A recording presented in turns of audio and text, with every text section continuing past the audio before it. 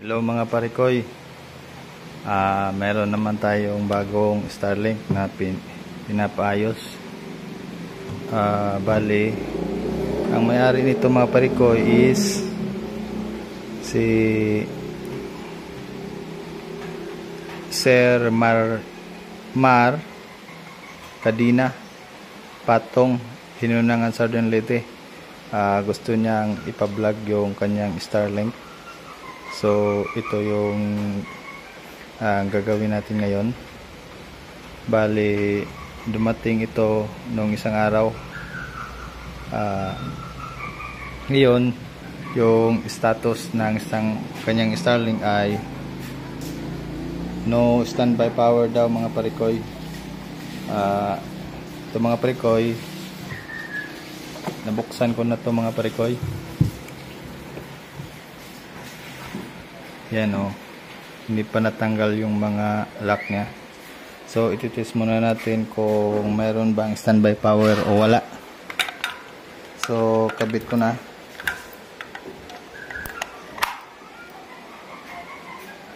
Yan mga parikoy, walang standby power.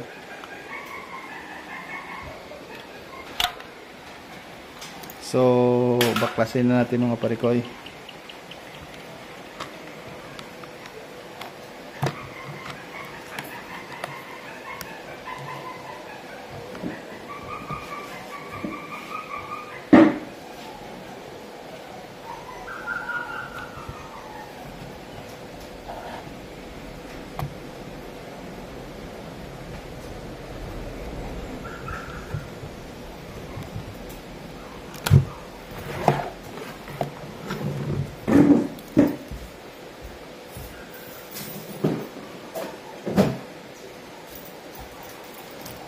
Tanggalin muna natin ito mga parikoy, yung kanyang lock.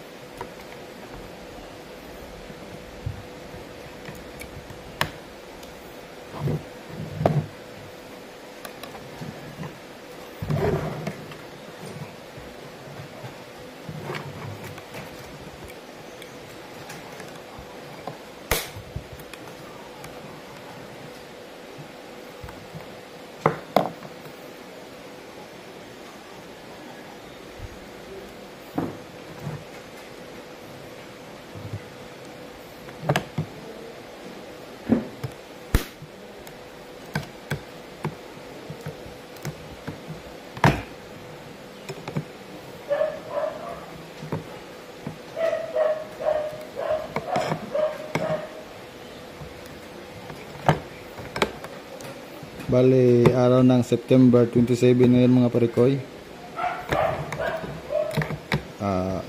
Walang kuryente ngayon. Bali, solar lang yung ginagamit natin.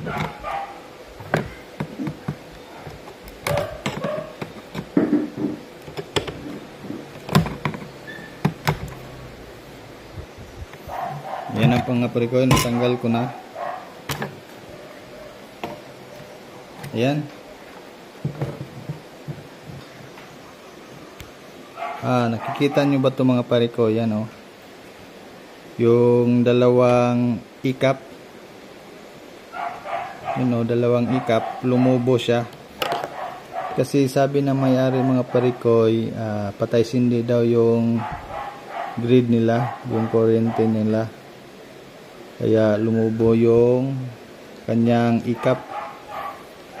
Ito yung pangalawang upload ko ng video na same ng problema. Itong 100 volt yata to. 100 microfarad, 35 volts. Kung mapapansin nyo mga pariko, yan o. Hindi lumubo yung ikap. Dito lang mga pariko o. Klarong klaro yung kanyang ikap na lumubo. So tatanggalin natin to. Tapos ito mga parikoy, discharge muna natin. I-check natin kung meron bang 300. sure ako na meron tong voltahe na 300 kasi hindi siya nagpa-power standby.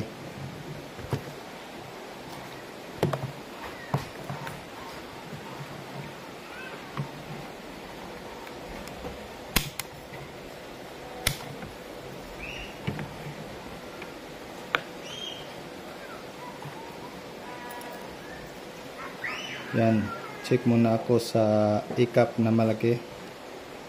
Yan o, 172 volts. So bago tayo magbaklas nito mga parikoy is mas mabuti na i-discharge muna natin tong e-cap nito kasi makukuryente tayo mga parikoy. So sa ngayon mga parikoy, tatanggalin natin tong e-cap. Tapos i-check natin to mga parikoy, yung fuse nya. Check natin kung open ba to o hindi. Kung goods to mga parikoy, ito na lang papalitan natin, dalawa na kapasitor. Kasi same to ng problema sa nakaraang Starlink na ni-repair natin. So tatanggalin ko to at update ko na lang kayo mga parikoy mamaya pagkatapos natin tanggalin. Magandang gabi mga parikoy. Natanggal ko na yung mga e-cap dito mga parikoy, yung dalawa. Ito yun mga parikoy. Bali yung orig niya mga parikoy is 100 by 35 volts. Kaso nung bumili tayo kanina, ang available lang sa kanila is itong 100 by 50 volts. So mas maganda ito mga parikoy compared dito kasi mas mataas ang voltahe, mas mahirap siya maging Bluetooth mga parikoy. So ito na lang yung ipapalit natin.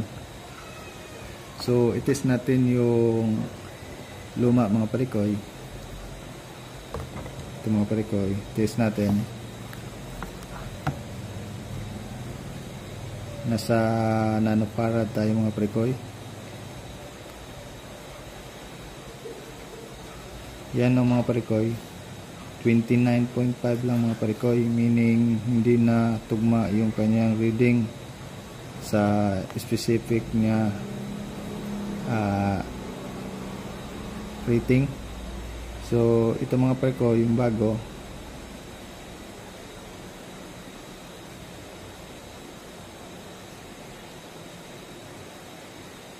yan mga parikoy, 97.9. So malaki yung agwat niya mga parikoy. So kabit na natin mga parikoy yung mga e-cap. So check muna natin saan ba yung negative niya.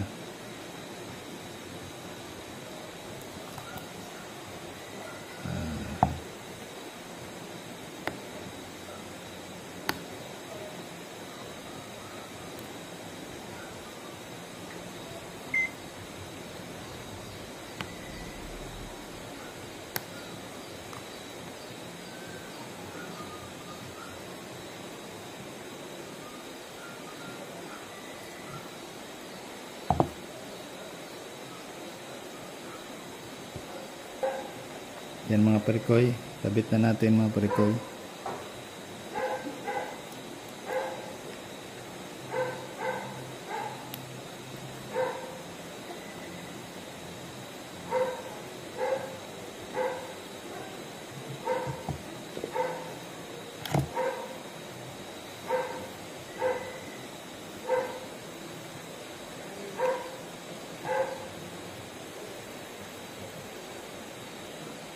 Dapat hindi magkabaliktad ito mga parikoy, yung e-cap. Kasi ang tendency puputok yan mga parikoy.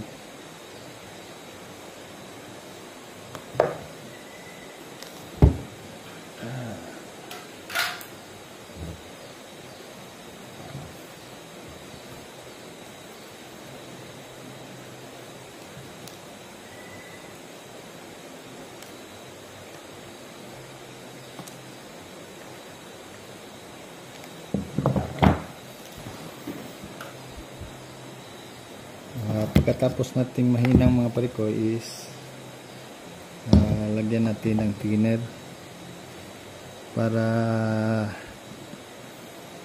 hindi magkaroon ng corrosion mga parikoy.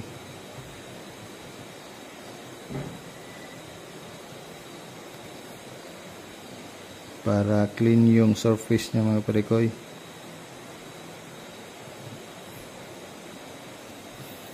Bago yan, i-double check natin mga parikoy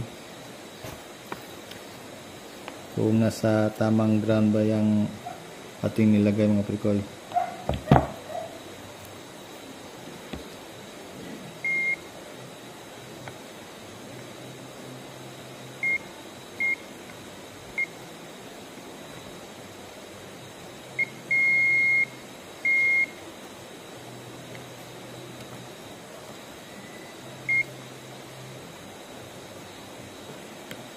So okay na yan mga parikoy. I-try na natin isaksak mga parikoy.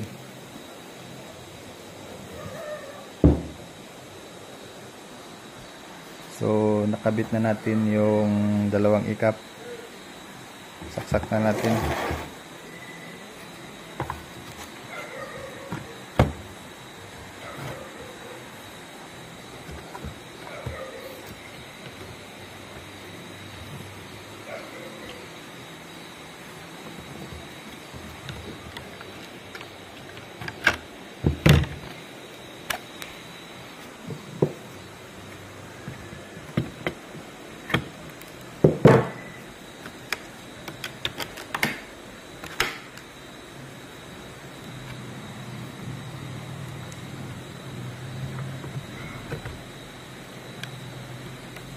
Yan, tapos isaksak ko na at i-check natin kung meron bang 48 volts dito mga parikoy bago natin isaksak ito. So isaksak ko muna,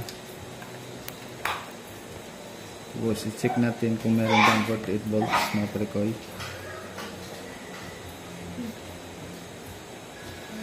Yan mga parikoy, 49.5. So okay na yan mga parikoy.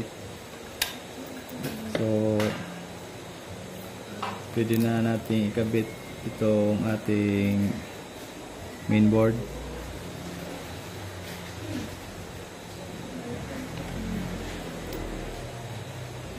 So kabit na natin ito mga parikoy, yung ating mainboard.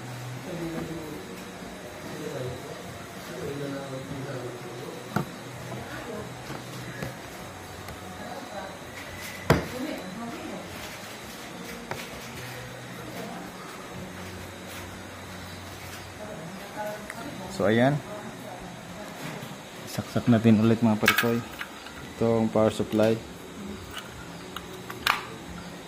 So ayan mga parikoy, umilaw na yung ating Starlink mga parikoy. So okay na yan.